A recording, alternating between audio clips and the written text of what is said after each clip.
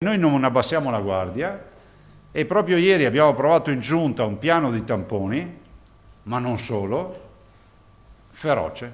È l'ultimo punto stampa quotidiano di Zaia, non un addio, piuttosto un arrivederci, sottolinea il governatore, ma la battaglia del Veneto contro il Covid è tutt'altro che finita, anzi.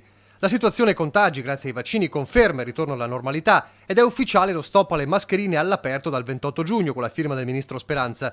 Ora però, oltre all'appello sempre valido di non abbassare la guardia, c'è da approfittare dei mesi estivi per stanare il virus tutt'altro che scomparso e non trovarsi impreparati in autunno. Parola d'ordine, tracciare. 30.000 tamponi al giorno, da farsi a prescindere, con tanto di target per ogni ULS, che poi vi daremo la tabella, sono 29.114 per essere esatti. 29.000 è il punto di partenza, non di arrivo. Alle ULS chiediamo di andare in spiaggia, di andare nelle sagre, di andare nelle aziende, di andare dove ci sono i supermercati, cioè facciano loro, ma a fine giornata ci devono portare i tamponi. Potenziata anche la sequenziazione del virus con l'istituto zooprofilattico che diventa centro regionale.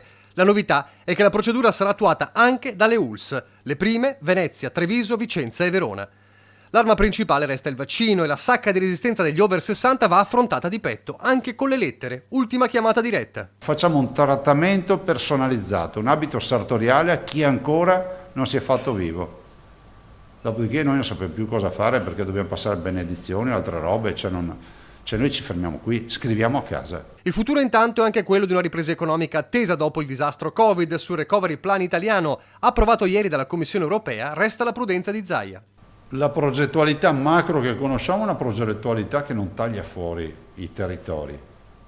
La declinazione su come far arrivare i soldi è un'altra roba.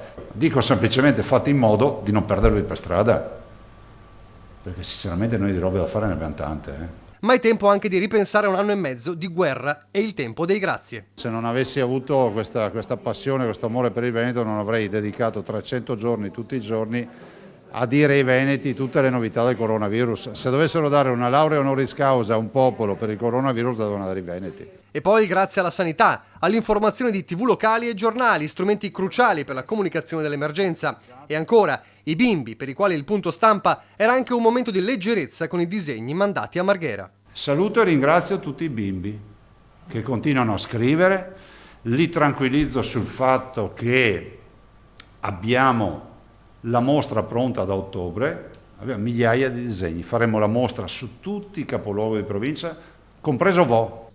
Uno dei simboli del rapporto con i bimbi in questi mesi è stato quello dei pulcini che lo scorso anno in piena pandemia furono donati al governatore. La promessa di allora è stata mantenuta. I pulcini sono diventati adulti e dall'Istituto Enologico di Conegliano sono arrivate le uova di quegli animali.